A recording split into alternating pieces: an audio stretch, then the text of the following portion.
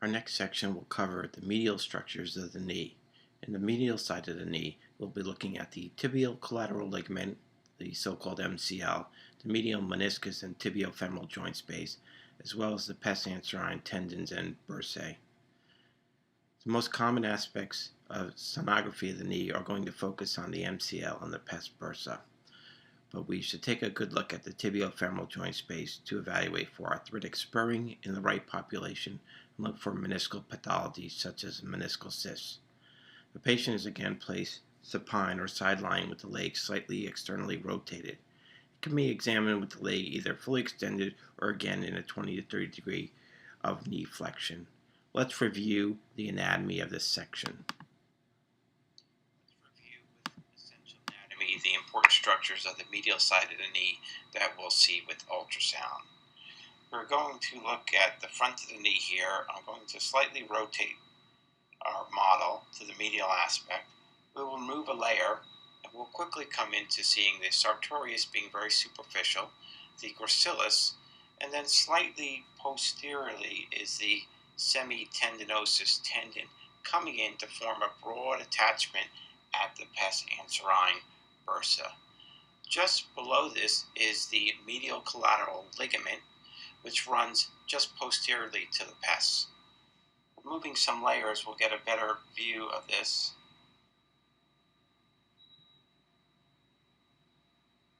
Structure, which is a very long structure running down and attaching about 1 centimeter to 2 off of the tibial tubercle. Just below the tibial collateral ligament, over the joint line, sits the medial meniscus, which should be evaluated as well.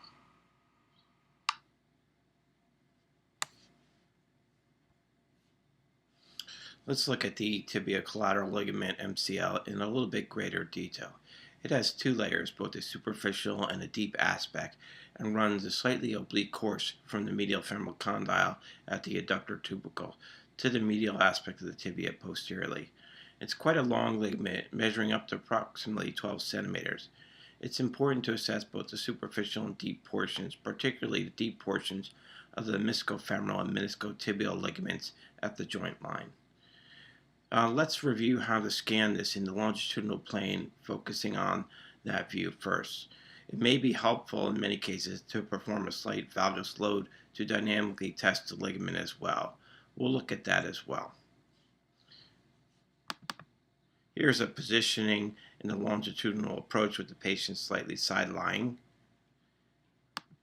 And here's the view we will look at with the MCL here, the meniscus here, and the meniscofemoral and meniscotibial portions, respectively. Here's a long view of the MCL, noting its length. It's important to look at the underlying saphenous artery, vein, and nerve, which sits in this location over the tibia.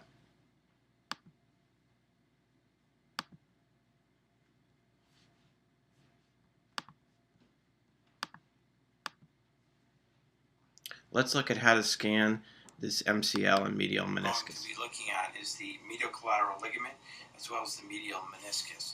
To look at that, we're going to place the probe directly over the medial joint line, and we're going to be looking at the medial collateral ligament above and then the medial meniscus below. It's important to follow that meniscus at all its range, looking at the posterior aspect of it as well. The medial meniscus sits here with the femur above and tibia below. The MCL is sitting above here. It does send fibers both to the meniscotibial and the meniscofemoral.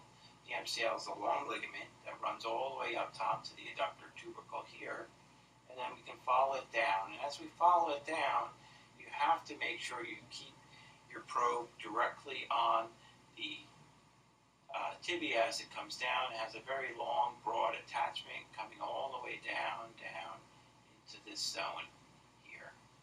Last but not least, we want to show a little bit of a stress test of the MCL. You can do this with the patient prone by dropping the foot off the table. And then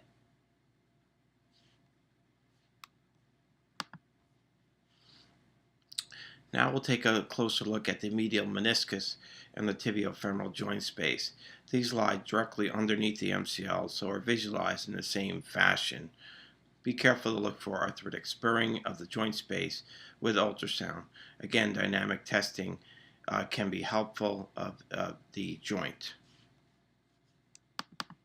Here's a close-up view of the meniscus here sitting within the joint with the MCL and its components of the meniscofemoral and meniscotibial noted. Again, positioning is noted.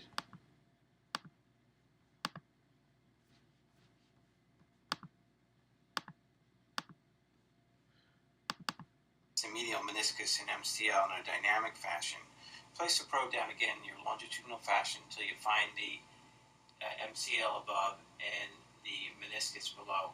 In this case, I've placed now the leg off the table to give me some sort of leverage on it. I'm then going to bring it down and then just load slightly the MCL. You can see the meniscus moving in and out, and you can see the stress placed on the MCL. This gives you a good idea for meniscal pathology as well as MCL pathology. You can watch the MCL to its whole length to see if there's been a tear. We also want to make sure you look at the tibia and femoral hyperechoic bones to make sure they're not moving in space. High-grade tears you'll see opening at the joint line. In this case, obviously, he does not have any abnormalities.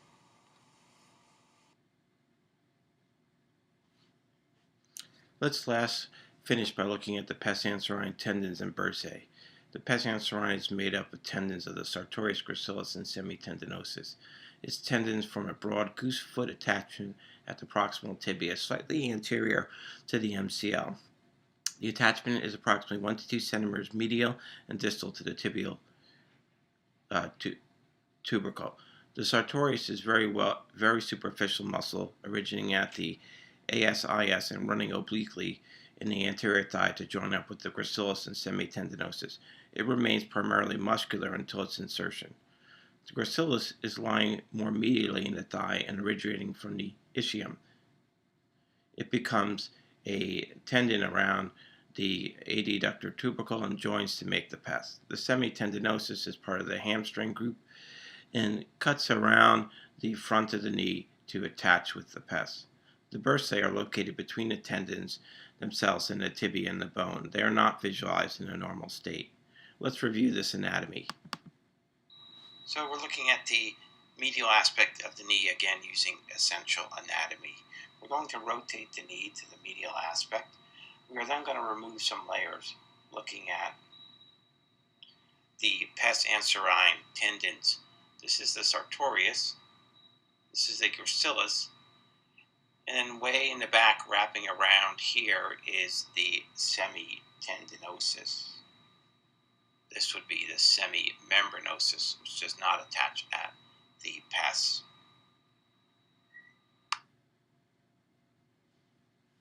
Let's look at these pictures in greater detail, the sono anatomy and probe positioning. Positioning here over the pes, note a 30 to 40 degree turn of the probe angle to line up over the pes tendons, while the probe would be this way to look at the MCL distal attachment. Here are the pes tendons coming down, attaching broadly over the tibia. Here is a short axis position of the probe, as noted here. Here's a schematic looking at the tendons coming around the medial femoral condyle, sartorius, gracilis, and semitendinosus up top with the semimembranosus and medial head of the gastroc. We'll look at this in more detail when we look at the posterior medial aspect of the knee. Looking at the more proximal aspect just above the joint, we have the sartorius, gracilis, semitendinosus, and then coming down further, sartorius maintains its muscle while the gracilis and semitendinosus are small tendons. Important to note also the saphenous nerve and vessels, which come underneath the sartorius between the sartorius and the gracilis. As we go down towards the pes bursa, the sartorius turns into a smaller muscle and tendon, and the gracilis semitendinosus remain small tendons. As attachment, they are hard to distinguish but we see small anisotropic sartorius, gracilis, and semitendinosus.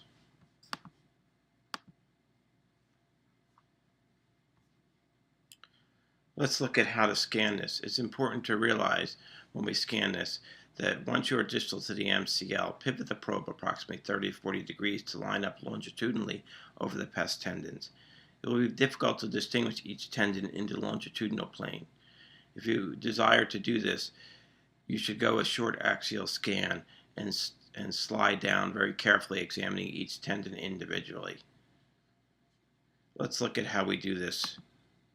The next structure to look at is the pes bursa, which is the most difficult area, or one of the more difficult areas of the knee to look at. We're going to look at it first by finding our MCL, as we just did previously.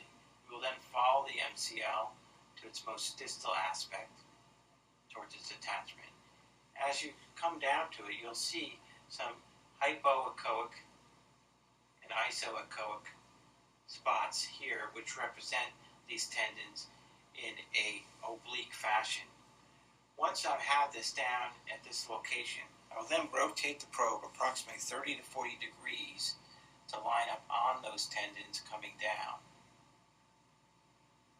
And here they are, coming in this fashion right here, coming down and attaching to the tibia, following them up, staying on the tendons here as they come down.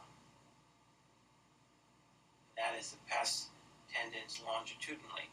We also want to see those tendons, and we see them much better in a short axial plane.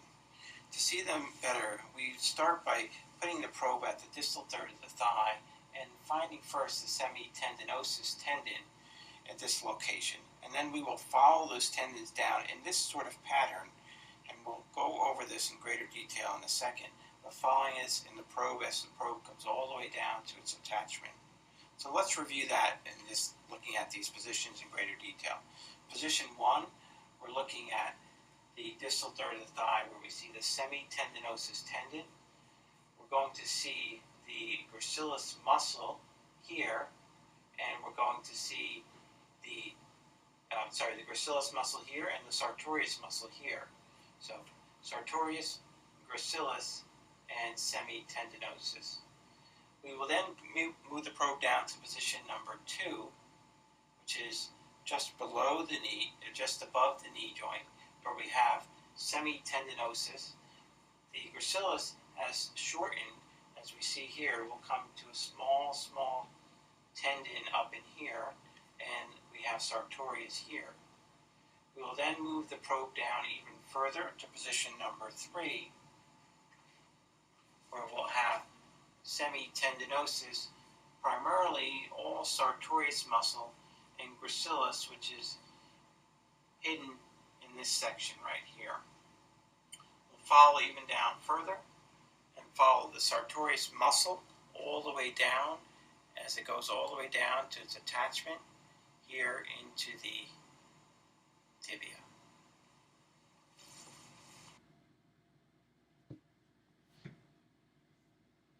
That will cover our medial section of the knee.